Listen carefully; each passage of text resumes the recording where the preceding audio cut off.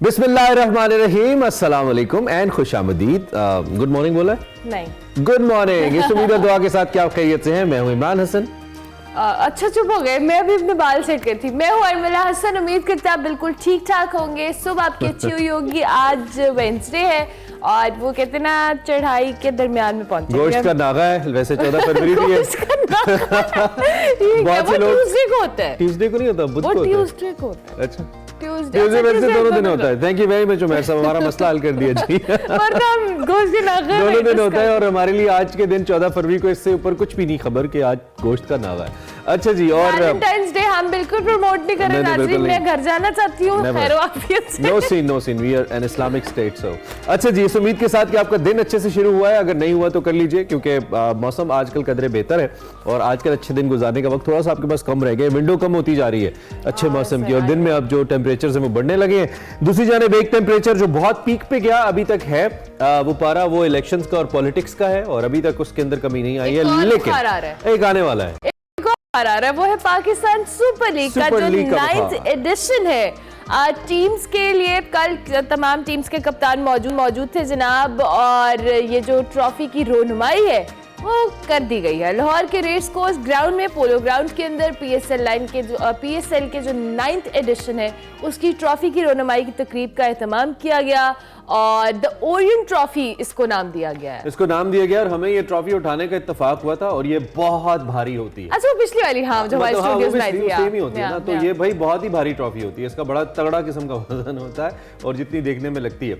और इसके अलावा अगर हम इसकी खुशनुमाई की बात करें तो बहुत ही खूबसूरत ट्रॉफी है पाकिस्तान सुपर लीग की। रेस कोर्स पार्क का पोलो ग्राउंड है जिसके मनाजिर आपको हम दिखा रहे हैं ना, यहाँ पे ये किया गया। अच्छा था, थोड़ा ग्रीन अच्छी फील आई।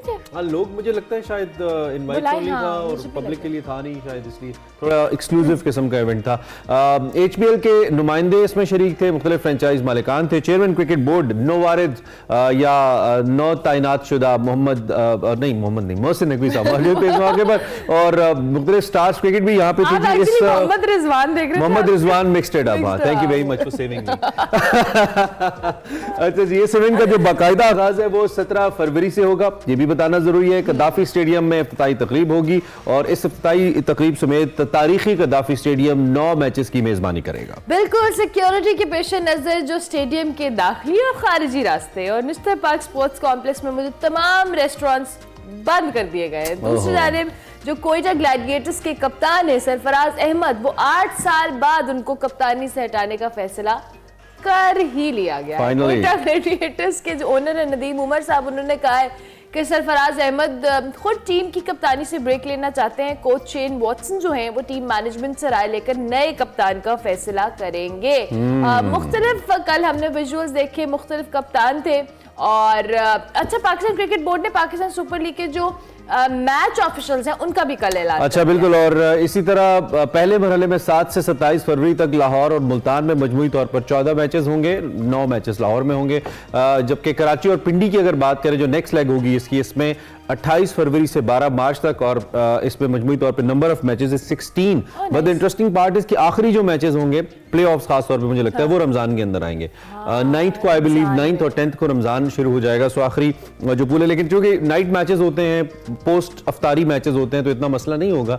यूजुअली भी हमारे प्लेयर्स खेलते हैं, प्रैक्टिस करते हैं। नहीं, उसमें एक फैक्टर होगा ना कि जब जो गेट्स होते हैं वो जल्दी बंद कर दिए जाते हैं, तो ऑब्वियसली अराउंड 5:36 अब देखना होगा कि टाइमिंग क्या रखी जाती है, क्योंकि फिर वो गेट्स क्लोज होने के बाद, क्योंकि एक तो रमजान के अंदर जारी बात है लोग तरावी पढ़ते हैं, इफ्तारी होती है, लेकिन उसके बाद लोग फ्री भी बहुत होते हैं।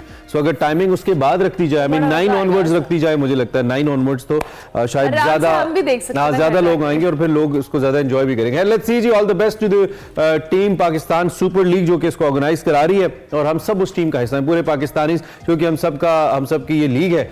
और टीजर भी आया है। अच्छा, हाँ, एंथम जो है और पाकिस्तान सुपर खोल के खेल प्यारे कब तक तू डरेगा। PSL's official anthem, PSL 9's official anthem, उम्मीद है अच्छा होगा। बहुत सारे लोग ऐसे हैं जो कि इसका इंतजार कर रहे हैं कि भाई जो कि बहुत अरसे के बाद आ रहे हैं, भाई कुछ मसाइल का शिकार रहे, इस वजह से नहीं आ पाए। इस बार भी भाई के लिए काफी चैलेंजेस थे, लेकिन बहुत सारी फ्रेंचाइजीज ने एतराज किया था, लेकिन आई गेस सब ठीक है। मतलब ये वाला जो फैक्टर है, क्योंकि जो अली जफर ने PSL का एंथम गाया था, I guess it was one of the best. वो बहुत अच्छा गाना था और उसके बाद अब वी वर लुकिंग फॉरवर्ड, हर साल ट्विटर के ऊपर, सोशल मीडिया के ऊपर लोग इंतजार करते हैं कि शायद इस बार अली जफर गाए, लेकिन वी आर रियली हैप्पी कि इस बार वो गा रहे हैं गाना। सो यस, सो दूसरी जानिब इलेक्शन 2024 का नेशनल एंथम तो कोई नहीं है। नेशनल प्रेस कॉन्फ्रेंस होती है हर इलेक्शन के बाद, जिसमें सभी बड़े बैठते हैं और प्रेस कॉन्फ्रेंस करते हैं और फिर पता लगता है ये सियासत किस जानिब जा रही है। आज की बड़ी खबर में हम मुल्क की सियासत और सबसे अहम डेवलपमेंट्स की बात करेंगे।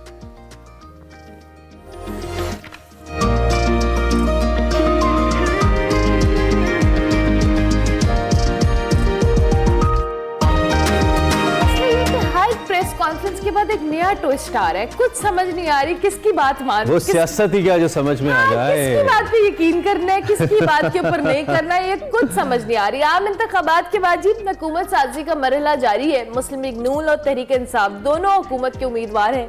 पीपल्स पार्टी हुकूमत में बैठने की दौड़ से बाहर हो गई है। गुज़िश्ता रोज़ी पीपल्स पार्टी की CEC मीटिंग के बाद बिलावल भुट्टो जरदारी ने प्रेस कॉन्फ्रेंस की और वाजे किया कि वो वफाक के अंदर हुकूमत नहीं बनाएंगे और ना ही हुकूमत का हिस्सा बनेंगे, लेकिन इशू टू इशू बेस पर हुकूमत और पार्लिमानी जमातों से बात की जाएगी। मजीद बिलावल भुट्टो ने भी कहा कि हकीकत यह है कि पीपल्स पार्टी के पास वफाकी हुकूमत बनाने के लिए मैंडेट नहीं है, इसी वजह से मैं खुद को वजीर आजम के उम्मीदवार के तौर पर शामिल नहीं कर रहा हूँ। साथ साथ ये भी कहा कि आज़ाद उम्मीदवारों और मुस्लिम लीग नून के पास कौमी असम्बली की सबसे ज्यादा नशिस्तें हैं, लेकिन PTI ने ऐलान किया कि वो PPP के साथ मुज़ाकरात नहीं करेंगे, इसीलिए PTI के जो हमायत याफ्ता आजाद उम्मीदवार हैं उनकी हुकूमत का इम्कान खत्म हो गया है। जो डेवलपमेंट्स हो रही हैं उसमें एक चीज तो वाजे हो रही है कि PTI अपनी कन्वेंशनल पॉलिटिक्स से हट नहीं रही है। They don't want to talk about anything, ये है बड़ा वाजे है। कल भी जो हिदायत सामने आई है, खैर ये अरमला ने तो आपको वाकयात सुनाए कल दिन के, लेकिन फिर वो कहते हैं ना, फिर उसके बाद चरागों में रोशनी न रही, रात के फिर मामलात बदल गए, हालात बदल गए, थोड़े से वाकयात बदल गए, इसलिए खबरें भी बदल गई। अब अगला हिस्सा मैं आपको बताता हूँ। रात को हो गई मुलाकात, वो मुलाकात जो एक बहाना है, प्यार का सिलसिला पुराना है। कल हमने आपको बताया था ना, चौधरी शुजात हुसैन साहब की रिहाइशगाह इस वक्त बनी इस सियासी बैठक की आमाजगाह, और यहाँ पे सारे जो तकरीबन सारे बड़े सियासी रहनुमा थे इकट्ठे हुए और ओबियसली आइंदा हुकूमत के बारे में तबादला ख्याल भी हुआ। आसिफ अली जरदारी थे, शहबाज शरीफ साहब थे, चौधरी शुजात थे, गवर्नर सिंध कामरान टिसोरी थे, मुत्तहिदा कौमी मूवमेंट की लीडरशिप थी इंक्लूडिंग फारूक सत्तार साहब, चेयरमैन सेनेट सादिक संजरानी वहाँ पहुँचे, अब्दुल अलीम खान वहाँ पहुँचे, बहुत सारे रहनुमा थे ऐसे जो शरीक हुए। ये मैं चीदा चीदा कुछ रहनुमाओं के नाम ले रहा हूँ। तो उसके बाद फिर एक मुश्तरका न्यूज़ कॉन्फ्रेंस भी हुई जिसमें सवाल जवाब भी हुए, और PPP के सदर आसिफ अली जरदारी ने एक बार फिर पाकिस्तान खप्पे का नारा लगाया और कहा कि मिलकर हुकूमत बनाएंगे, मुल्क के वसी तर मफाद में हम सब इसको आगे लेकर जाएंगे। और आसिफ जरदारी ने नामजद वजीर आजम शहबाज शरीफ साहब से भी बात की। उन्होंने कहा कि जी हम इनकी हिमायत करेंगे, एज अरमला सेट के कैबिनेट में नहीं बैठेंगे फिल वक्त का जो फैसला है, लेकिन कल कुछ नून लीग की रहनुमाई कहते नजर आए कि इस फैसले को अबूरी लिया जाए, खत्मी ना लिया जाए। बिल्कुल, और शहबाज शरीफ साहब ने जहाँ कौमी कायदीन की हिमायत पर शुक्रिया अदा किया, वही मैशत की बेहतरीन को अव्वलीन एजेंडा भी करार दिया और मुल्क के मफाद की खातिर अना का मसला खत्म करने की अपील भी की।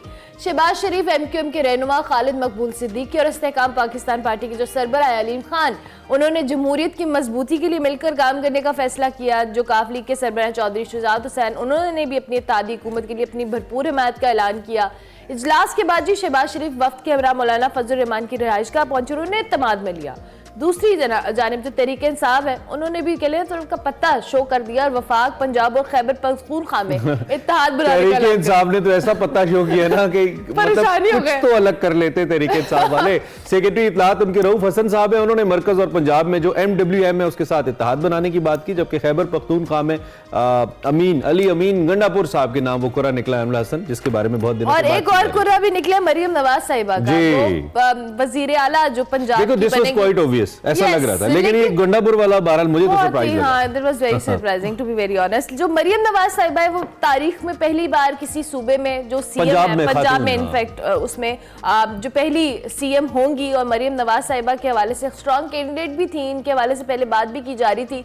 तो अब CM पंजाब का ओहदा वो संभालेंगी और उनकी जो एक्सपर्टीज है सियासत को लेके वो पंजाब के अंदर आजमाएं। भाई इंटरेस्टिंग इम्तिहान है। एक जानिब लोग कह रहे हैं कि क्यों मनाया इनको, दूसरी जानिब मरियम के पास इतना जबरदस्त चांस है कि वो प्रूव करें अपने आप को एज अ गुड एडमिनिस्ट्रेटर। और हमें तो बहुत ही खुशी होती है जब किसी कलीदी ओहदे पे किसी खातून को लगाया जाता है। इट्स अ गुड बहुत रिप्रेजेंटेशन अच्छी है और वो चीजें जिनकी बुनियाद मोहतरमा बेनजीर भुट्टो शहीद जैसी खवातीन ने रखी थी, मैं इसको एक लेगेसी समझता हूँ कि वो आगे आ रही है। और दूसरी बात यह है कि इस दफा आपको पता है कि टर्नआउट में खवातीन ने बहुत वोट डाले हैं। हमारे मुल्क के लिए बहुत सारी बुरी खबरों में एक इंतहाई अच्छी खबर यह है कि खवातीन का टर्नआउट ज्यादा रहा है। भाई आना चाहिए बाहर खवातीन को। और ये हमने बार बार अपनी ट्रांसमिशंस में बताया भी है, चाहे वो फैसलाबाद हो, लाहौर हो, मुख्तलिफ जगहों को हम डिस्कस करते हैं कि 90% जो ऑब्जर्वेशन थी कि खवातीन निकली हैं, वो ये बड़ा नंबर होता है खवातीन का निकलना और वोट करना।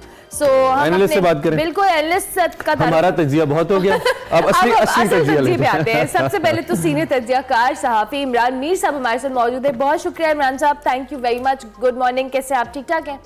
जी बिल्कुल ठीक। अच्छा जी, इसके साथ साथ हमारे साथ प्रोफेसर ताहिर मलिक हैं, सीनियर सहाफी हैं, तज्जियाकार हैं, उनको भी हम खुश आमदीद कहते हैं। Thank you very much professor साहब, बहुत शुक्रिया आपने हमें ज्वाइन किया। सबसे पहले तो इमरान मीर साहब आपकी जानिब आते हैं। पहले दिन के हालात मैं बता रही थी, फिर रात को इमरान ने बताया कि एक मुलाकात ने सब बदल दिया, हालात बदल दिए, वाकयात बदल दिए, जज्बात भी बदल दिए। तो आपको क्या वो बदले हुए जज्बात में कुछ अच्छी जो कह लें नवीद लेकर आ रहे हैं ये पाकिस्तानी सियासत के अंदर?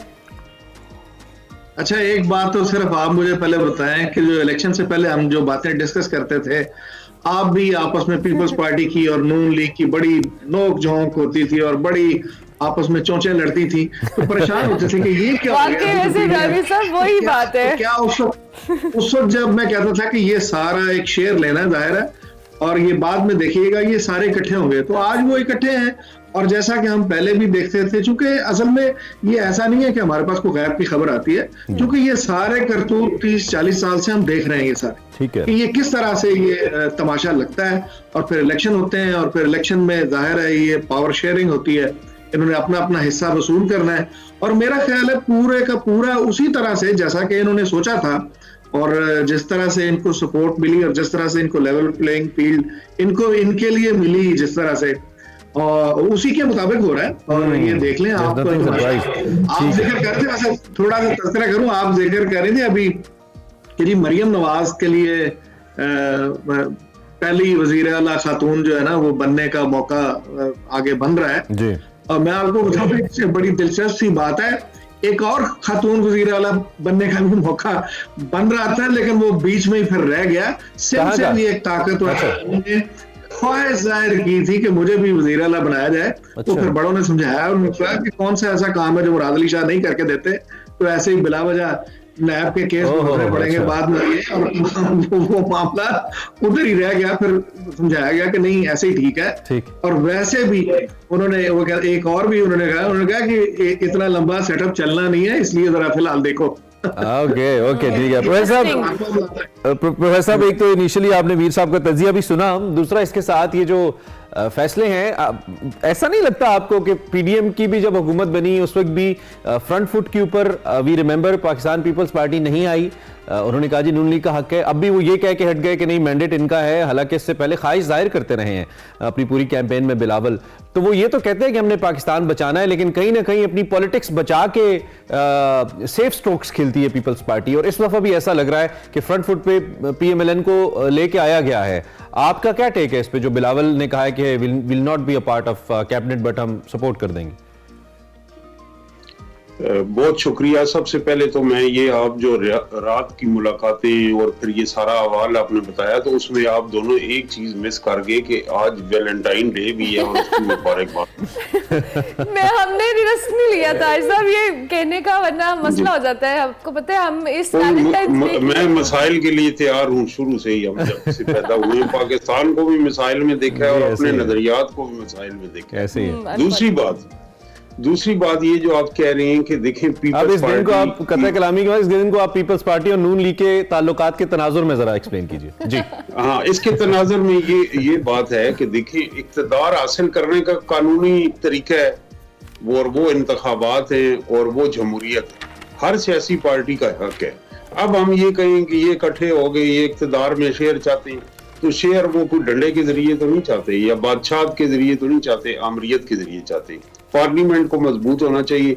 पीपल्स पार्टी का ने जो फैसला बताया बिलावल भुट्टो ने, वो उनकी सी सेंट्रल एग्जीक्यूटिव कमेटी का फैसला है, और ये फैसला दुरुस्त है कि आप इन सीटों के साथ वजीर आजम लेंगे और आपके साथ इत्तेहादी हुकूमत होगी। एक तो इखलाकी तौर पे मुनासिब नहीं, दूसरा आप डिलीवर नहीं कर सकेंगे, तीसरा जो पीपल्स पार्टी की कैंपेन रही है पूरे मुल्क में, और वो जरा मुख्तलिफ थी, चाहे वो अल्फाज थे या तहरीर थी, लेकिन उस मुख्तलिफ कैंपेन में जहां आप मुस्लिम लीग नून के खिलाफ एक आपने मौकफ लिया, नई सोच का आपने बताया, तो ये मुश्किल हो जाएगा। और अब ये है कि आईनी इदारे लेना से इस वक्त जो एक पाकिस्तान के अंदर सियासी बहरान है, जमहूरी बहरान है, और दूसरा माशी बहरान, तो पीपल्स पार्टी वो बेहतरीन जमात है, हम पसंद करें या ना करें, वो जमहूरी रास्ता निकाल सकती, और वो सिर्फ जमहूरी रास्ता मुल्क के लिए नहीं, वही तो हम कह रहे हैं ना प्रोफेसर साहब, सेफ विकेट पे खेल रही है पीपल्स पार्टी, सेफ विकेट पे खेल रही है, फ्रंट फुट पे आना चाहिए था, रिस्पांसिबिलिटी लेनी चाहिए थी अगर पाकिस्तान बचाने की। पाकिस्तान बचाना इस हद तक तो नहीं है ना कि आप वजीर आजम को वोट दे दें, उसके बाद तो कोई पॉलिटिकल क्योस सिर्फ इस हद तक है कि आपको एक सेंटर में री इलेक्शन पे जाना पड़ेगा, अदरवाइज तो सूरत हाल। जी मैं ये कहना चाहता हूं कि आप ये देखें कि 2-3 मराइल आए हैं, अगर आपने ये सवाल कर दिया है, तो सबसे पहले तो पाकिस्तान 2 लख्त हुआ था 16 दिसंबर 1971 को, फिर रोम में जहाज भेज के जुल्फकार अली भुट्टो को पाकिस्तान बुला के पाकिस्तान बचाया गया, फिर मोहतरमा बेनजीर भुट्टो साहब के साथ जो हुआ, फांसी हुई, मोहतरमा बेनजीर भुट्टो जब शहीद हुई है तो पूरे मुल्क में क्या कैफियत थी, और पाकिस्तान खपे का नारा लिया गया। ये बातें कोई मजाक नहीं है। और अब जो मैं कह रहा हूँ डेमोक्रेटिक क्राइसिस है, जो लोग जेल में बैठे हुए हैं और जो जमात इस वक्त मातूब है, उसके लिए सियासी रास्ता आईनी इदारों से निकलेगा या वजीर आजम या वजीर बन के निकलेगा। अच्छा, तो पीपल्स पार्टी अगर आईनी ओहदे लेती है और एक सियासी रास्ता निकालती है जिससे पार्लियामेंट मजबूत होती है, तो फिर सियासी बहरान कम होगा और माशी तौर पे फोकस करने के बिल्कुल उस हद तक, बिल्कुल आपकी बात से उस हद तक मुत्तफिक है मैं। जी मैं इधर एक नुकता इमरान मीर साहब के सामने रखता हूं, आगे इसको फिर बढ़ाते हैं। इमरान मीर साहब, एक तो आप प्रोफेसर साहब की बात से किस हद तक मुत्तफिक है? मेरा थोड़ा सा इख्तिलाफ इस हद तक जरूर है कि आप बिलाशुबा एक जिम्मेदाराना सियासत करें, और पाकिस्तान पीपल्स पार्टी करती आई है, इसमें कोई शक नहीं है। जैसे जिन 2 मवाकों का खास तौर पे 2007-8 को अपने अपनी आंखों से देखा, बहुत ही खतरनाक वो उस वक्त सूरत हाल थी, और उसके बाद भी लेकिन अब जिस तरह की सूरत हाल है, मुझे लगता है ये पाकिस्तान किसी भी जिस खतरनाक सूरत हाल से अब तक गुजरा होगा, ये उससे कतई तौर पे कम नहीं है, क्योंकि माशी तौर पे हम बहुत ज्यादा चैलेंजेस का शिकार हैं।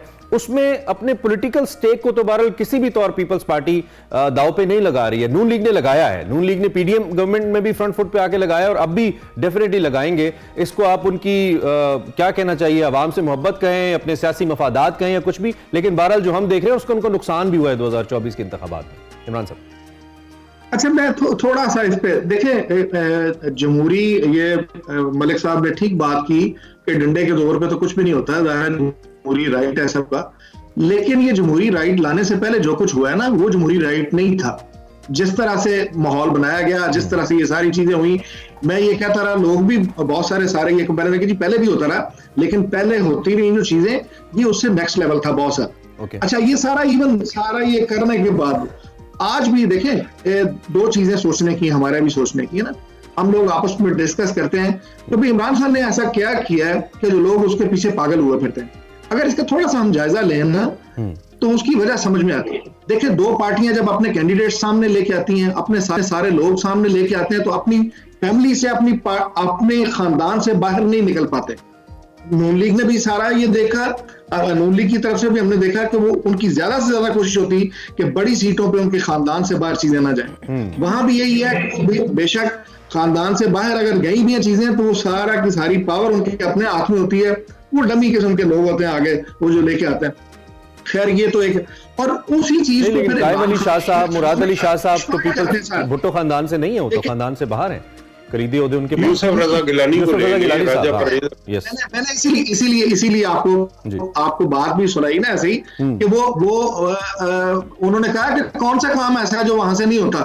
तो वो जिस तरह के ये सामने चेहरे लाए भी जाते हैं ना, तो वो सारा उसी तरह से चलाया जाता है। कहने का मकसद ये है कि वो जो लोगों के दिल की बात होती है, आपके और मेरे दिल की भी बात होती है कि भी आम लोगों को मौका मिले, दूसरे लोगों को भी मौका मिले, तो इसी चीज को इमरान खान ने बड़ी अच्छे तरीके से एक्सप्लॉइट किया। उन्होंने वो बात की जो लोगों के दिल को लगती थी। अच्छा, वो पूरी तरह उस पर अमल कर पाए नहीं कर पाए वो एक अलग बात है। तो ये तो होगी उनकी पॉपुलैरिटी की ये बात होगी। अच्छा, जहां तक ये बात रही कि आप कहते हैं कि ये किस तरह से जो है आगे ये चलना है इन्होंने, तो जाहिर है वो जिनको ये जो वोट मिले हैं तहरीके इंसाफ को, उनको वोट वो जिस सियासत की बुनियाद पे मिले हैं वो उस सियासत को क्यों छोड़ेंगे। अगर उनको कंफ्रंटेशन की बुनियाद पे, इस चीज पे डटने की बुनियाद पे, इस चीज पे जम जाने की बुनियाद पे वोट मिले तो जाहिर है वो तो उसी पॉलिटिक्स को करेंगे। और उसकी मिसाल ये है कि जिस तरह से वो अली मीन गंडापुर को लेके, ठीक है, जाहिर है ये भी इस चीज का साबित करते हैं कंफ्रंटेशनल मोड अभी है पीटीआई का, आप ये कहें। ठीक है, इस पर मुझसे जवाब ले लीजिएगा। जी ताहिर साहब, आप अपनी बात को कहिए। देखिए, जब आप ये कहें कि मैं ना मकबूल, बिलाशुबा इमरान खान साहब मकबूल तरीन पाकिस्तान के सियासतदान हैं, लेकिन वो दुनिया की तारीख में कोई मकबूल तरीन वाहिद नहीं थे। तो जब आप इस तरह कहेंगे कि मैं मकबूल तरीन हूं और किसी से बात नहीं करता, तो फिर गंडापुर जैसे फैसले आपको डंडापुर जैसी जगह पे ले जाएंगे। बात सही कि सियासत लचक का नाम है। अगर नबी पाक सल्लल्लाहु अलैहि वसल्लम कुफार मक्का के साथ मुज़ाकरात कर सकते थे, यहूदियों के साथ सुलह हुदैबिया कर सकते थे, कायदे आज़म मोहम्मद अली जिन्ना मकबूल नहीं थे? क्या उन्होंने कहा मैं नेहरू और गांधी के साथ नहीं बैठता, मैं माउंट बैटन के साथ नहीं बैठता? ये जो रविश है, ये रविश मसोलिनी की थी, हिटलर की थी। लेकिन प्रोफेसर कतई कलामी की माजरत, ये जो सियासत में आप पार्लियामेंट में बैठे, इस रविश का उनको के साथ ना भी बैठे, इस रविश का इस्तीफे दे के 150 सीटों से पार्लियामेंट से बाहर जा रहे हैं। हाँ। अब उसी पार्लियामेंट में हल्फ उठाने के लिए लेकिन इस रविश का उनको फायदा भी तो हुआ है। मुझे थोड़ी सी उनकी एडवोकेसी ऐसे करने दीजिए कि इस रविश से न सिर्फ उनका पुराना वोटर इंटैक्ट रहा है, बल्कि नया वोटर ऐड हुआ है। यूथ इस चीज को पसंद करती है। और कल मैंने बाकायदा तौर पर जब हमने सोशल के ऊपर फॉलो किया कि लोग क्या रिस्पॉन्ड कर रहे हैं, जो कल्ट फॉलोइंग है इनकी, वो बाकायदा तौर पर इस फैसले को ये कह के इंडोर्स कर रही है कि जुल्म का बदला इसके सिवा और क्या हो सकता है, कैसे लोगों को लगाया जाए। तो इसका मतलब ये कि वो अवामी फैसले करते हैं, अवाम ऐसे फैसले देखना चाहती है और उनको लगता है कि वो ठीक फैसले करें और सियासी तौर पर उनको नुकसान होता है। अवाम किसी वक्त मौला जट बहुत मकबूल तरीन फिल्म थी और लोग किलोमीटरों के हिसाब लाइनों में खड़े होते थे। अब किसी को आप दिखाएं वो, तो अवाम की मकबूलियत एक पहलू है, लेकिन लीडरशिप हिकमत का नाम है, दानिशमंदी का नाम है। मकबूलियत पे अवाम की सतह से फैसला करना आपने ले लिया कि अवाम क्या चाहते हैं। अब उसका जमहूरी इजहार होना चाहिए, दानिशमंदाना इजहार होना चाहिए। जब ये नारा लगा कि जमहूरियत बेहतरीन इंतकाम है, मोहतरमा बेनजीर भुट्टो ने हल्फ उठाया, उन्हीं ईवानों में उठाया, उन्हीं लोगों से उठाया जो जुल्फकार अली भुट्टो के कत्ल में शरीक। ठीक है, मुझे एक ब्रेक का मार्जिन दीजिए। नहीं आए, डंडे लेके आए वाने सदर में, इधर सारे तोड़ देते हैं शैंडलियर फर्नीचर। एक शॉर्ट ब्रेक का मार्जिन दीजिएगा, वापस आते हैं। आपसे दोबारा नब्ज पे हाथ रखना चाहिए, लेकिन अवाम से आगे होना चाहिए। ठीक है, मुझे वापस आने दीजिए, एक ब्रेक लेते हैं जी। हम ब्रेक के बाद वापस आते हैं, हमारे दोनों एक्सपर्ट्स हमारे साथ हैं और यहीं से दोबारा जुड़ेंगे ब्रेक के बाद। Welcome back to Expresso. Break के बाद वापस आ गए हैं। हुकूमत साजी के हवाले से हम बात कर रहे हैं और मुख्तलिफ डिसीजन जो मुख्तलिफ जमातों की जानिब से लिए जा रहे हैं। पीपल्स पार्टी और नून लीग के हवाले से हम बात कर रहे थे। हमारे एनालिस्ट हमारे साथ मौजूद हैं इमरान मीर साहब और प्रोफेसर फैसल ताहिर मलिक साहब। इमरान मीर साहब, अभी हम अनपॉपुलर डिसीजंस या पॉपुलर डिसीजंस की बात कर रहे थे, और जब तहरीक इंसाफ की हुकूमत थी तो उस वक्त बहुत सारे ऐसे लोगों को अहम ओहदों पे लगाया गया जो खातिर खा परफॉर्म नहीं कर पाए और बहुत ज़्यादा लोगों की तरफ से रेजिस्टेंस भी फेस करनी पड़ी मानी पीटीआई को इस हवाले से, चाहे वो उस्मान बुज़दार साहब हो और सीएम पंजाब का ओहदा होना और बहुत इंपॉर्टेंट रोल रहा होना चाहिए था उनका, लेकिन अनफॉर्चुनेटली वो नहीं हुआ। ना वो डिसीजन पॉपुलर था और ना ही उसका पॉलिटिकली कोई पाकिस्तान तहरीक इंसाफ को कुछ गेन हुआ।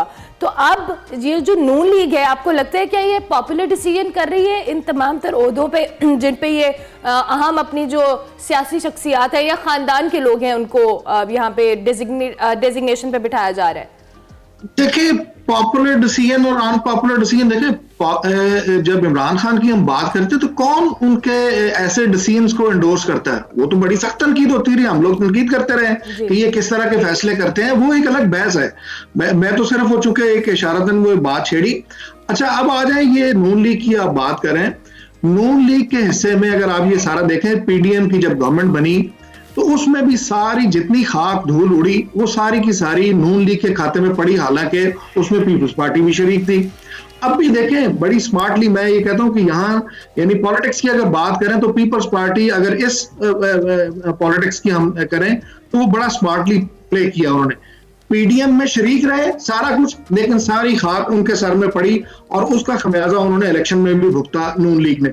अभी भी अगर आप देखें ये जो गवर्नमेंट बनाने जा रहे हैं, हुकूमत साजी आगे होने जा रही है, उसमें नून लीग जाहिर आगे लगी है और उसमें वजीर आजम का ओहदा भी उन्होंने लेना है और उन्होंने घर में वजीर आला पंजाब का ओहदा भी लेना है राइटली, जो उनको लगता है कि ठीक है।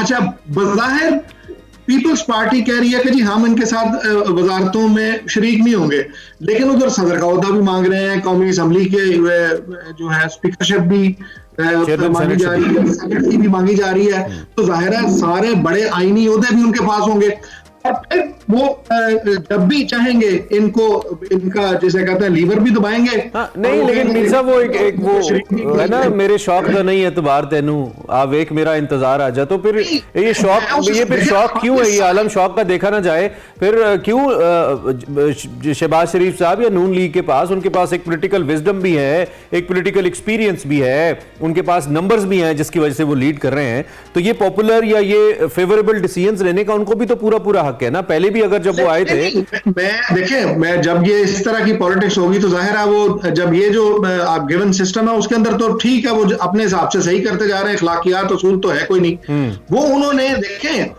उस चीज में उन्होंने ज्यादा बेहतर समझा कि जो हमारे साथ हुआ या उसके नतीजे में देखें जो कहते हैं कि जी उन्होंने अपने केसेस माफ कराने, अपनी चीजें माफ करानी, वापसी का रास्ता खुलवाने, वो बेहतर जाना उन्होंने सियासत उसके लिए समझने वक्ती तौर पर कुर्बान कर दी। और जरा मैं यही नुकता प्रोफेसर साहब के सामने रखता हूं जो आपने उठाया। जी जो प्रोफेसर अपना हिस्सा ये सवाल नून लीग से मुताल्लिक है। एक तो ये कि जब उनको नजर आ रहा है, जब मुझे और आपको नजर आ रहा है, तो उनको डेफिनेटली नजर आ रहा है कि कितने बड़े चैलेंजेस हैं, कितने 25 बिलियन कैसे होंगे, जिसमें कितने बच सकते हैं, कितने रोल ओवर हो सकते हैं और कितने पैसे अपने देने एंड ऑल दैट। उसके बावजूद they are going for this bigger challenge. इसको क्या मैं वही शौक की जो टर्म मैंने इस्तेमाल की है वो कहूं, कोई और मजबूरी कहूं? अगर उनको नजर आ रहा है तो फिर वो क्यों जा रहे हैं इसके लिए? आई मीन फिर हम क्या हमारे लिए सॉफ्ट कॉर्नर होना चाहिए नून लीग के लिए हमारे दिल में? इमरान साहब जरा मैं ये प्रोफेसर साहब से नुकता पूछ लूं, मैं आपकी तरफ आता हूं। देखिए, तमाम सियासी जमातों के लिए सॉफ्ट कॉर्नर होना चाहिए जितनी भी पाकिस्तान में, क्योंकि मुल्क ये सियासत, पहले हम कहेंगे सियासत करना किसका हक है? सियासी जमातों का हक है। दूसरी बात यह कि मुल्क कैसे आगे जाएगा? सियासी जमातों के जरिए आगे जाएगा, सियासत के जरिए जाएगा, पार्लियामेंट के जरिए जाएगा। पाकिस्तान को बेपनाह मसाइल दरपेश है, उस पे सियासी जमातों को वाज़ेह प्रोग्राम के साथ आगना चाहिए। सियासत करना उनका जमहूरी हक है और ये जमहूरियत कमजोर हुई है हमारे यहाँ, मजबूत होनी चाहिए थी। जनरल मुशर्रफ साहब की रुखसती के बाद वो उसमें हम तमाम सियासी जमातों का कसूर है, और जो तब्दीली वाली है और जो गैर तब्दीली वाली है, सब ने मिलजुल के जमहूरियत को कमजोर की। तो आगे बढ़ने का जो रास्ता है वो जमहूरियत है, सियासत है, आइन की सरबुलंदी है। इसके अलावा कोई रास्ता है तो बता दे, हम उस रास्ते पे चल पड़ते। तो ये बात ये है कि इस वक्त सियासत नाम है, एक तो सियासत माजी में रह के नहीं की जा सकती, दूसरा सियासत दस्तयाब हालात में जो महदूद रास्ता भी हो उसको बड़ा रास्ता बनाने में का नाम है। इस वक्त आप ये देखें कि 1985 में पीपल्स पार्टी ने गलती की, गैर जमाती इंतखाबात नहीं लड़े। अब जो तहरीके इंसाफ है उसे अंदाजा है तमाम तर नामसाइद हालात के बावजूद उन्होंने बेहतरीन वोट लिए, उनके लोग हल्फ उठाने के लिए बेताब है। वो एक गैर मारूफ सियासी जमात से क्यों अलायंस कर रहे हैं? ताकि उनकी मखसूस नशिस्तें बच जाए। तो ये रास्ता यही है।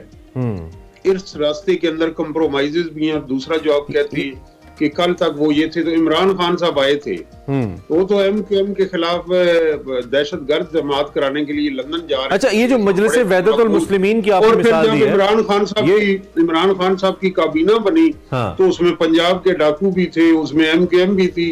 तो ये सियासत है, जब आप जलसे में खड़े होते हैं आप अवामी वो जज्बात बढ़ाते हैं। मैं कल मजलिस वहदतुल मुस्लिमीन की लीडरशिप को प्रोफेसर साहब सुन रहा था, जो कि वो कहते हैं ना रावी सब कुछ खैर अलाप रहा था उनकी तरफ से, जो उनकी नासिर साहब हैं, अलामा साहब। लेकिन दूसरी जाने मुझे याद है जब हज़ारा कम्युनिटी अपनी लाशें रख के बैठी थी और वो कह रहे थे उस वक्त के वजीर आजम से, it's not about any Khan और शरीफ और जरदारी, उस वक्त के वजीर आजम से कह रहे थे कि आप आए हमारे पास, तो हज़ारा कम्युनिटी को तो MWM रिप्रेजेंट करती है, उनकी नुमाइंदा जमात है, तो ये वजीर आजम नहीं गए थे, उन्होंने कहा था कि मुझे ब्लैकमेल करें, लाशों पे ब्लैकमेल कर रहे हैं। तो अब ये MWM ने जो इत्तेहाद किया है, क्या इसके जो फॉलोअर्स हैं जो कि हैं तो वो किस नज़र से देखेंगे इसको?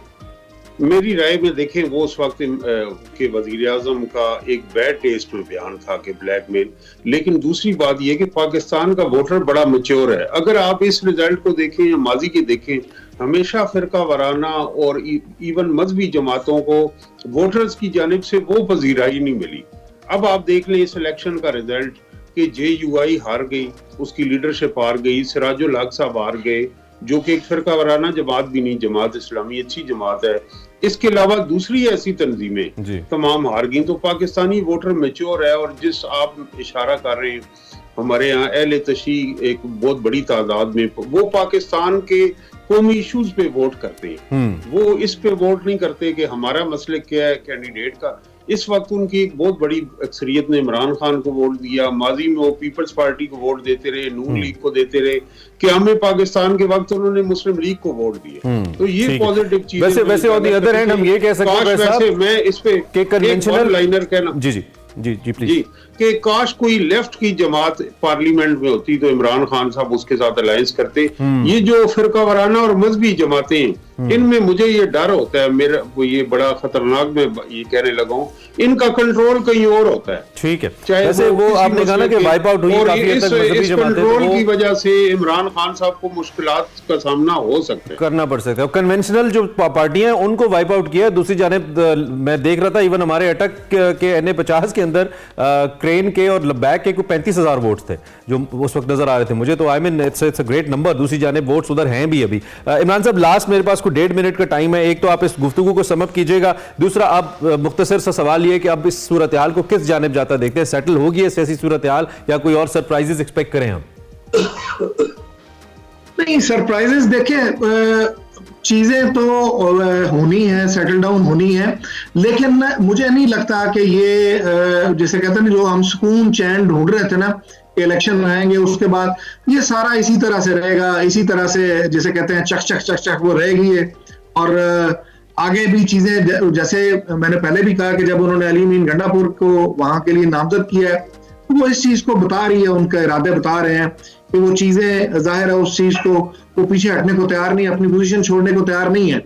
ये बात, ये जो मलिक साहब कह रहे थे ना बात, मैं इस चीज से बिल्कुल 100%, मैं तो वैसे ही इस चीज में नरमी से बात करने का कायल हूँ, और सियासत में ये बिल्कुल सही है कि अपॉर्चुनिटीज होती हैं, रास्ते निकालने का कायल हूँ, और इसमें खान साहब की अपनी सियासत में। तो अब मियां साहब हमें गोल्फ खेलते नजर आएंगे, अपनी रिटायरमेंट पीरियड गुजारेंगे या अगले इंतखाब की तैयारी करेंगे, क्या करेंगे मियां साहब के बारे में तो बात कीजिए थोड़ी। मियां साहब तो खबरें भी आ रही हैं, वो कहते हैं कि शायद तो अभी तो फिलहाल आपसी कुछ चक्कर लगा के तो आएंगे। वैसे गोल्फ खेले तो अच्छा है, गोल्फ जिनका खेल है बड़ा फायदा होता है। उन्हें किताब लिखनी चाहिए, मियां नवाज शरीफ को किताब लिखनी चाहिए। उनके सीने में, वो कहते हैं मेरे सीने में बड़ी राज हैं, और वो बड़े तजर्बाकार, बड़े जिंदगी के नशेबो फराज देखे हैं। ठीक, बिल्कुल। और लाहौर के अच्छे खाने एंजॉय करें, लाहौर की अच्छी सुनहरी धूप एंजॉय करें, किताब लिखें। लेकिन प्रोफेसर साहब, मेरा गोल्फ का मशवरा फिर भी अच्छा है, अगर आप समझे तो रेस कोर्स ग्राउंड में या कहीं जाके अगर गोल्फ कोर्स में खेलें। थैंक यू वेरी मच, आप दोनों साहिबान का बहुत शुक्रिया, आप तशरीफ लाए, अपना तजिया सीनियर तजियाकार प्रोफेसर ताहिर मलिक साहब, इमरान मीर साहब हमारे सामने रख रहे थे। ये थी मुल्क की मौजूदा सियासी सूरत हाल।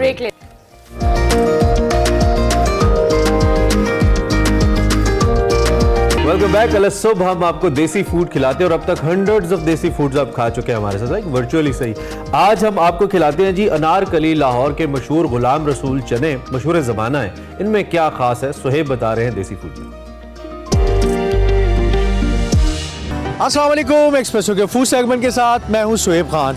जैसा कि आपको पता है लाहौर चनों के लिए मशहूर है, इसलिए आज हम चने ट्राई करने जा रहे हैं, और चने भी कोई आम चने नहीं, गुलाम रसूल के चने। तो चले मेरे साथ जी। तो हमारे साथ कस्टमर मौजूद हैं, उनसे पूछते हैं कि उनको चने कैसे लगे। माशाल्लाह जी, बड़े अच्छे चने हैं, बड़े अरसे से ये लगा रहे हैं चने को, काफ़ी 60-70 सालों से, और इकोनॉमिकल भी हैं। आपने चने बाकी जगह से भी ट्राई किए होंगे, तो इस चने की ऐसी क्या खास बात है? इसका जो टेस्ट वाइज भी है ना, नमक में जो मसाला जाता है वो थोड़े लेस हैं। तो हमारे साथ जो फ्रेंड्स आए थे उन्होंने कहा कि ज़्यादा स्पाइसीज लेस है, तो उस हिसाब से गुड टू ईट है।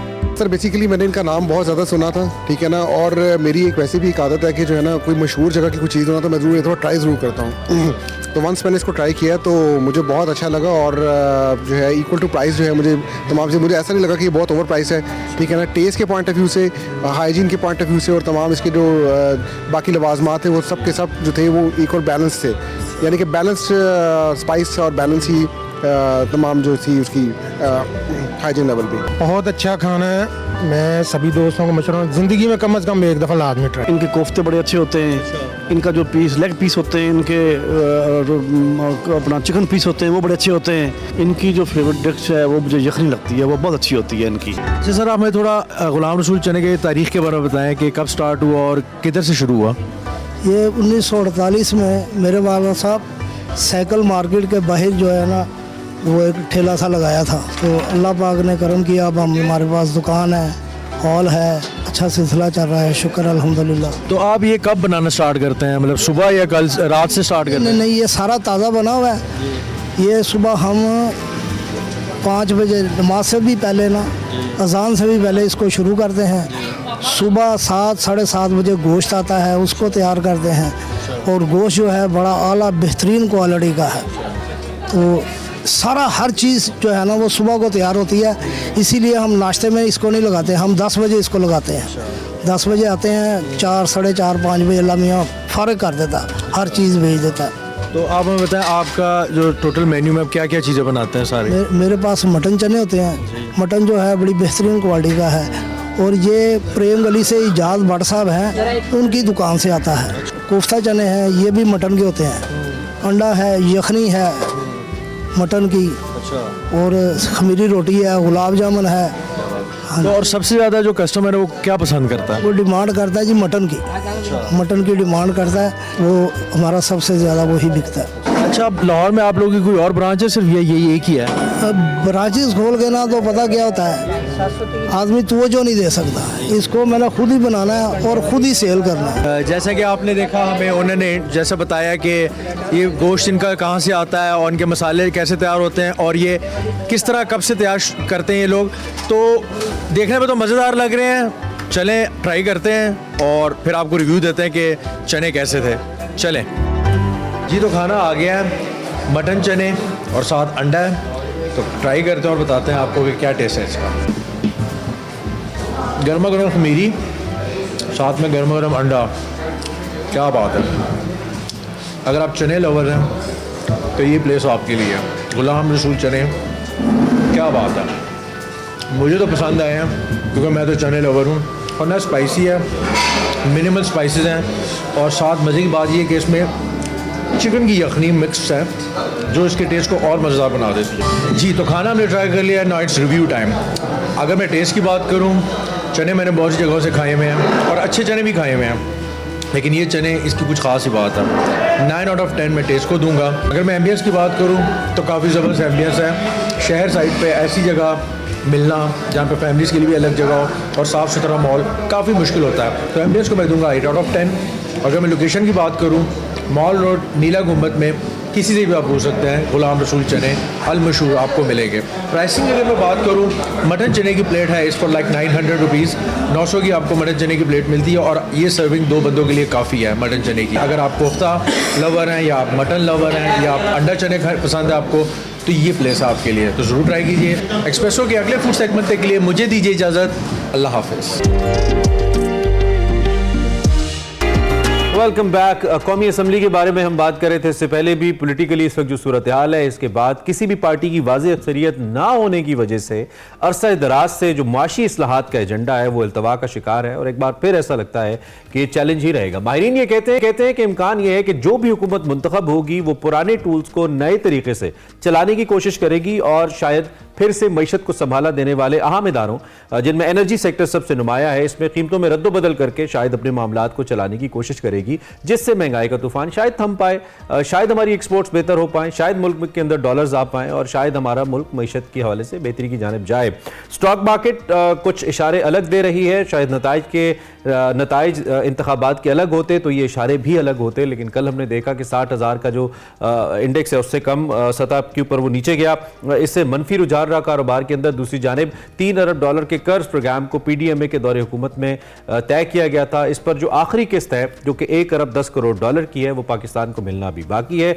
कहा यह जा रहा है कि यह नौ मुंतखब हुकूमत और IMF के दरमियान जो मुआहिदा है उसके बाद ही मिलेगी। और ब्लूमबर्ग ये कहता है कि इस मौके पर इंतखाबात के रिजल्ट्स जो भी हों, बातचीत बड़ी आम है नई हुकूमत में और IMF के दरमियान। सो ये देखना है कि इसका रिजल्ट क्या निकलता है। बिल्कुल, और पाकिस्तान के जो बैरूनी कर्जे हैं उसकी सूरत हाल भी गैर यकीनी तौर पर गैर मुस्तहकम है और हुकूमत पाकिस्तान को आइंदा 6 महीनों में कई अदायगियाँ भी करनी है और पाकिस्तान को लंबे अरसे का जो बड़ा कर्ज प्रोग्राम है वो भी चाहिए। IMF की कड़ी शराइत की एक तरफ और नई हुकूमत को जो दरपेश चैलेंजेस हैं वो क्या होंगे और क्या पॉलिसी अपनाई जाएगी जिससे मौशी जो स्टेबिलिटी है वो आ सके और मौशी तरक्की के लिए और IMF के दरमियान जो पाकिस्तान और IMF के दरमियान मुआहिदा है वो कितना ज़रूरी है और अगर पाकिस्तान IMF प्रोग्राम से निकल जाता है तो क्या कोई और हल है। और जो आने वाली हुकूमत है इसके हवाले से हम बात करेंगे चूँकि अब नया सेटअप बनने जा रहा है उसको क्या चैलेंजेस होंगे और क्या पॉलिसी से इख्तियार करनी होगी तभी स्टेबिलिटी की जानिब हम जा सकते हैं। डॉक्टर खाकान नजीब हमारे साथ मौजूद है, हमारे मर्शिद है। Thank you very much doctor Khaqan, good morning, I hope you are doing well. अभी जो हम इंतखाबात से पहले की डिस्कशन करते रहे हैं, अब चूँकि हुकूमत साजी का प्रोसेस स्टार्ट हो चुका है और नई हुकूमत या नया सेटअप जैसे भी आता है या जो भी आता है उसमें जो मौशी चैलेंजेस हैं वो मेरे ख्याल से या आप बेहतर तौर पे बता सकते हैं कि अभी क्या सूरत हाल हमें क्लियर नज़र आएगी, क्या चैलेंजेस बढ़ेंगे टाइम के साथ या कम होंगे या पॉलिसीज़ को किस हद तक बेहतर करने की ज़रूरत होगी। बिस्मिल्लाहिर्रहमानिर्रहीम, thank you for having me guys. देखिए पाकिस्तान वहीं खड़ा हुआ है जहाँ पे जो कलीदी मसाइल हैं जिनका आपने कुछ जिक्र किया, energy being one of them, वो तो की हैं और उनको हल करना लॉन्ग टर्म बेसिस पे, ये रियलाइज करते हुए कि बियॉन्ड प्राइसिंग चेंजेस बहुत कुछ करने की ज़रूरत है। मतलब जो एडमिनिस्ट्रेटिव पूरा ढांचा है इस वक्त एनर्जी सेक्टर का, डीरेगुलेशन, प्राइवेटाइजेशन, टैरिफ का इजरा, नेपरा वगैरह को इकट्ठा करना, IPP से गुफ्तगू करना। मैंने बात कलीदी इसलिए शुरू की है कि एक चीज़ तो रियलाइज़ कर लें कि प्राइसिंग चेंजेस जो हैं वो रिफॉर्म नहीं होते, वो कुछ हद तक आपकी जो इस वक्त की लिक्विडिटी पोजीशन है उसको बेहतर कर देते हैं, थोड़े से पैसे कंज्यूमर से ज़्यादा आ जाते हैं, बट जो फंडामेंटल फ्लॉज हैं और यही फंडामेंटल फ्लॉज जो हैं वो गैस सेक्टर में बन गए। मैं हमेशा इसकी बहुत आसान मिसाल इस तरह देता हूँ, 100 अरब का जनरल मुशर्रफ के दौर का सर्कुलर डेट था, जब आई तो ये 500 अरब पे हो गया। जब PPP का दौर पहला गुजरा, जब PMLN छोड़ के गई तो ये 1100 अरब था, PTI ने छोड़ा 2300 अरब, PDM ने छोड़ा 2600 अरब, अब मेरा ख्याल है 27-2750 है। सो मान लीजिए इस चीज को कि कोई भी एनर्जी के कलीदी फैसले नहीं कर पाया, कोई भी हुकूमत, कोई भी स्टेट की मशीनरी, इसमें ये कैपेसिटी नहीं थी। तो पहले तो चूंकि आपने एनर्जी से बात शुरू की इमरान, बात मतलब अच्छी बात आपने सामने रखी। सो ये आप यहाँ पे खड़े हुए हैं, आपने फैसला करना है क्या करना है। अब दूसरी बात यह है कि इसके ये तो this is one of the long term issues that you have to settle both in gas का सर्कुलर डेट जो इस वक्त हुकूमत ने खुद कहा और वो ये कहा कि 2100 अरब ओरिजिनल डेवलप हो गया और 700 अरब का तकरीबन लेट पेमेंट सरचार्ज है। सो आप खुद ही अंदाज़ा लगा लीजिए कि आप कहाँ पे खड़े हुए हैं। ये सिफर हुआ करता था go back 5-6 years. So this is you know really serious situation कि एनर्जी के मसाइल को किस तरह हल करना है हमने। ये आपने बहुत अच्छी बात, ठीक है। तो if we go for the solutions, जब जो नई गवर्नमेंट आ रही है, एक तो हमें आपने कहा कि वो फिर हम वहीं पे खड़े हो गए हैं, उस ट्रैप के अंदर ही हैं हम, चूंकि अब अगर एक हंग पार्लियामेंट है, फैसले नहीं कर पाएगी, बहुत सारे खास तौर पे प्राइवेटाइजेशन के ऊपर भी नो पार्टीज पॉलिटिक्स करती हैं, since we don't have a charter of democracy.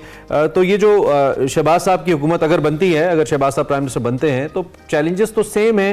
क्या हल के अंदर हमारे पास कोई ऑप्शंस हैं और क्या IMF इसी सेटअप के साथ दोबारा बात करके वो एक, क्योंकि उससे पहले जो निगरान हुकूमत ने उनके सामने खाका रखा था, चाहे वो प्राइसेस इंडस्ट्रियल सेक्टर के लिए कम करने का फॉर्मूला था या सर्कुलर डेट के हवाले से था, उसको IMF ने ट्रस्ट नहीं किया है, जो ताज़ा तरीन सूरत हाल है। तो इस हुकूमत पे करेगी?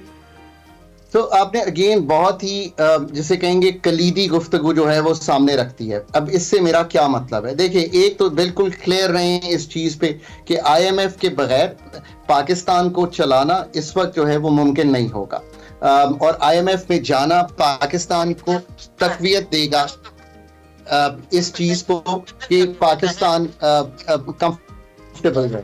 अब उसके लिए क्या सूरत हाल है? वो सूरत हाल भी बहुत सादा है। वो ये है कि करंट स्टैंड बाय अरेंजमेंट को ख़त्म करना है, उसकी आखिरी किस्त लेनी है। अभी आप बात कर रहे थे ना, मैं मतलब दिल पे पत्थर रख के ये कहूँगा, एक हमारा उनके साथ इस वक्त स्ट्रक्चरल बेंचमार्क है कि 15 फरवरी को हमने गैस की कीमत में तब्दीली करनी है। मैं अभी ECC की समरी देख रहा था कि वो शायद अभी अप्रूव नहीं हुई, but that has to be done. अगर ये हम नहीं करेंगे, and I can I was just reading their document because मैं उसको देखता रहता हूँ और कोशिश करता हूँ कि कम्युनिकेशन जो है वो क्लियर हो पॉलिसी मेकर्स के थ्रू पाकिस्तान में, कि क्या चीज़ें हैं, क्या मुहरकात हैं जो करते चले जाएं ताकि आपका प्रोग्राम हो।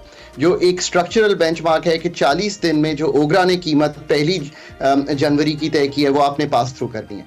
अब एक गैस प्राइस का राइज है, ये करना ही पड़ेगा। इसमें डॉक्टर साहब हम एक्सपेक्ट करें कि आज शाम या कल दिन में ये खबर आ सकती है कि गैस महंगी हो गई है मजीद? देखिए, आपने जो लिख के दिया है मैं वो जरा पढ़ दूं so that everyone's on board. We will implement the notification of OGRA's scheduled semi-annual gas prices adjustments anticipated for December 23 within the mandated 40-day window. Okay. So it's obvious. अब मैं ये बातें इसलिए करता हूं कि देखें, situation is challenging for anyone, situation is challenging for the people of Pakistan. अब ये करना है सो दैट ये ट्रांश जो है हमें मिल जाए। Everyone I hope is on board on this. अब इसके बाद आपने एक और बात अच्छी रखी, देखें IMF के प्रोग्राम के नए कॉन्टूर्स जो हैं वो तय करने हैं। अब आपने गुफ्तो शुनीद करनी है कि जो एक्सटेंडेड फंड फैसिलिटी 3 साल के लिए चाहिए, और आपको मालूम है मेरी आपसे जब भी बात हुई है, मैंने तब भी लास्ट आई रिमेंबर नहीं प्रोग्राम हो रहा था, मैंने तब भी कहा था कि प्रोग्राम के बगैर होगी नहीं और ये 9 महीने का प्रोग्राम करना पड़ेगा। हमने किया, कुछ तकवीत मिली है। अब एक चीज जो पॉजिटिव है इसमें यह है कि जो भी हुकूमत में आ रहा है, अर्मिला आई थिंक वो सब समझते तो हैं इन सब चीजों को। आप मैनिफेस्टोज में भी देखें तो इन सब की गुफ्तगू है। अगेन मैं हमेशा कहता हूं कि बात एंड यहां पे होगी कि क्या ये चीजें डिलीवर की जा सकती हैं, क्या गैस की जो तंजीम नौ है वो की जा सकती है, क्या एनर्जी की तंजीम नौ की जा सकती है, क्या आने वाला बजट ऐसा दिया जा सकता है जो थोड़ा सा रिलीफ ओरिएंटेड भी हो, येट हमारा जो मालियाती खसारा है उसको कम भी करे। 4000 अरब की जब आप बोरोइंग करेंगे इमरान, 4000 अरब की पहले 6 माह में, तो इन्फ्लेशन तो होगी मुल्क में। अच्छा डॉक्टर, सॉरी मैं आपको इंटरप्ट कर रही हूँ डॉक्टर खाकान, हमने जब PDM हुकूमत देखी थी और जब इस तरह से मुख्तलिफ पार्टीज ने मिलकर एक हुकूमत बनाई थी, वो 16 माह हमारे लिए बड़े चैलेंजिंग थे और IMF के प्रोग्राम के हवाले से भी बहुत चैलेंजिंग सूरत हाल उस वक्त रही थी। अब एक बार फिर से हम बार बार बात करें कि वही एपिसोड रिपीट होने वाला है, तो जो स्टेबिलिटी का एक फैक्टर है अनफॉर्चुनेटली वो भी लैक करेगा जब इस तरह की गवर्नमेंट बनती है। अब तो उसके साथ IMF से जो हमारी बातचीत है उस पर भी तो असर इम्पैक्ट आएगा इस गवर्नमेंट का, जो अनस्टेबल होगी और फिर आगे आके फिर हमारी जो मौशी सूरत हाल है इसके लिए भी चैलेंज का बाइस बनेगी। आई थिंक यहाँ पे जो कलीदी किरदार है वो SIFC को अदा करना पड़ेगा। SIFC एक ऐसा फोरम है, इसमें मुझे कहते हुए कोई कबाहत नहीं है, जिसमें एक होल ऑफ गवर्नमेंट अप्रोच इस तरह से है कि जो सारे की स्टेक होल्डर्स हैं वो वहाँ पे बैठे हुए हैं। ना सिर्फ वो पाकिस्तान में इन्वेस्टमेंट का इजरा करना चाहते हैं, मेरा ख्याल है कि वो इससे बढ़कर जो फेडरल और प्रोविंशियल कोऑर्डिनेशन है, उस जो हमारे डेवलपमेंट काम है उनको फास्ट ट्रैक करना और इस तरह के कोऑर्डिनेशन इश्यूज करना।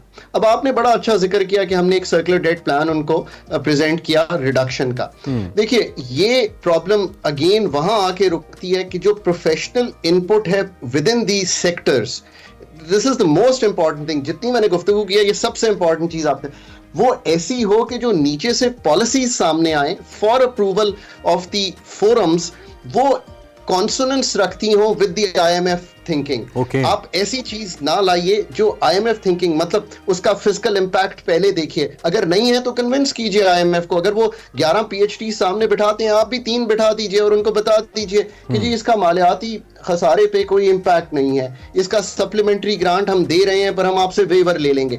So here what is becoming really really important and which is still completely missing in the picture, इसके जो हर जगह पे आपका मैक्रो इकोनॉमिक इकोनॉमिक पॉलिसीज हैं उसके कौन से लोग हैं जो उसको सेटल करें, एनर्जी की कौन सी सेटल करें, that becomes really really important. I think this is where the design of the programme becomes very important. अब इसमें दोनों को एक पेज पे लाना है, IMF को भी और गवर्नमेंट को भी, जो भी गवर्नमेंट हो। एंड ये पाकिस्तान के लिए एडवाइस नहीं है, this is advice for any country doing an IMF। बिल्कुल ठीक है, बिल्कुल ठीक है। और आप जैसा कि आपने कहा कि इससे बगैर कुछ भी आगे बढ़ना नागुज़ीर होगा, IMF को एतमाद में बाहर लेना पड़ेगा। और कल वैसे शहबाज शरीफ साहब से ये सवाल भी किया गया कि क्या आप IMF में जा रहे हैं, तो उन्होंने कैटेगोरिकली कहा जी हमारे पास और कोई रास्ता नहीं है, हमें जाना पड़ेगा। कल उन्होंने अपनी प्रेस कॉन्फ्रेंस में कहा भी। डॉक्टर साहब थैंक यू वेरी मच, आपने हमें ज्वाइन किया और अपना कीमती तज्जिया हमारे सामने रखा।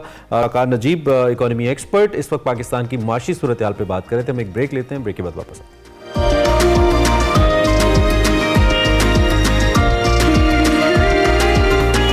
Back to Expresso. ब्रेक के बाद वापस आ गए। अब हम बात करेंगे कुछ कम्युनिकेशन और लीडरशिप स्किल के हवाले से। वैसे तो इंसान के पैदा होने के साथ ही कम्युनिकेशन का एक प्रोसेस वो स्टार्ट हो जाता है, और माहिरीन भी ये कहते हैं कि एक अच्छे कम्युनिकेटर वो होता है जिसमें दूसरों को सुनने की सलाहियत, यानी वो एक अच्छा लिसनर हो।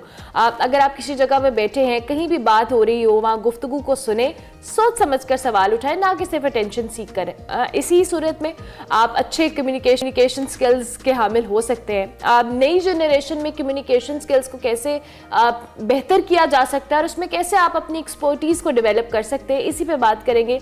और एक ऐसा मौजूद जो हर वक्त हमारे इर्द गिर्द बहस रहता है कि लीडरशिप जो महज मजहबी और सियासी रहनुमाओं तक महदूद है, एक अच्छे लीडर में क्या खूबियां होनी चाहिए, क्या उसका ताल्लुक कम्युनिकेशन से है और आपस में इन दोनों की क्या इंटर कनेक्शन है, इस पे भी आज हम बात करेंगे। हमारे साथ मौजूद हैं executive director John Maxwell group doctor Faaz Mahmood साहब, जो कि जिनकी एक्सपर्टीज है और हम उससे थोड़ा सा फायदा उठाने की कोशिश करते हैं उनकी एक्सपर्टीज से। डॉक्टर साहब thank you very much and good morning, आप कैसे हैं?